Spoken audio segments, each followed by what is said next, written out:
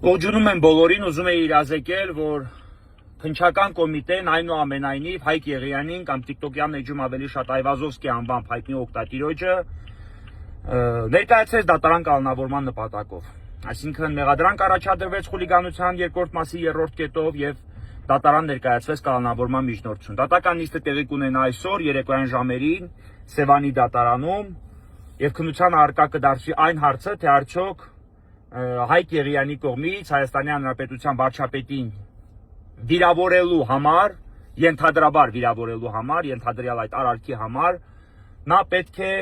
կրի կալանավորման տեսքով խափանման միջոցը, թե ոչ։ Սրանից կատարում ենք պարզ հետևություն, որ եվրոպական քննադատությունների համատեքստում Հայաստանի Հանրապետության քրեական օրենսգրքից ապա քրեականացված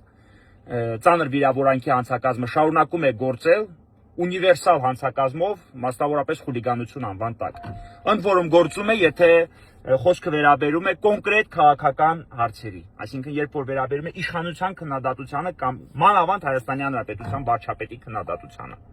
Նիկոլ Փաշինյանի քննադատությանը։ Այ օրինակ որ արցախցիներին վիրավորում են, անասելի բառեր են ասում, չգիտեմ, բռնության կոչեր են անում եւ այլն, այս մասով հաղորդումներ ենք ներկայացնում, քննիչը դիրքորոշում է շարադրում, որ մարդու խոսքը կարող է լինել վիրավորական, կոշտ եւ ցնցող, սակայն դա խոսքի ազատության սահմանափակում է, եթե այդ համատեքստում նախաձեռնի քրեական բարույթ եւ անգամ քրեական բարույթ նախաձեռնելուց են հրաժարվում։ Բայց երբ որ խոսքը վերաբերում է կոնկրետ վարչապետին կամ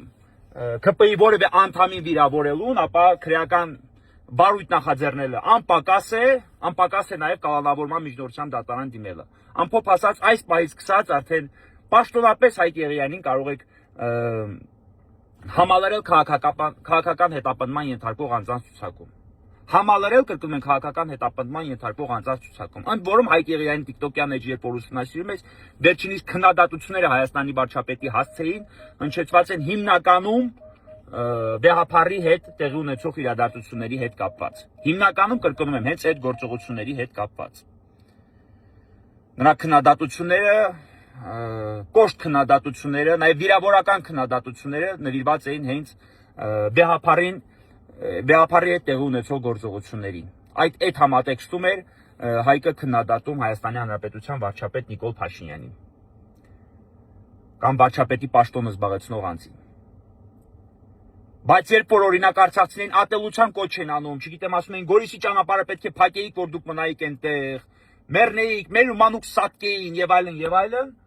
քրեական բարույթ անգամ չի նախաձեռնվում, որովհետև ըստ նախաքննական մարմնի մարդու խոսքը կարող է լինել վիրավորական, կոշտ, ցնցող, արատավորող,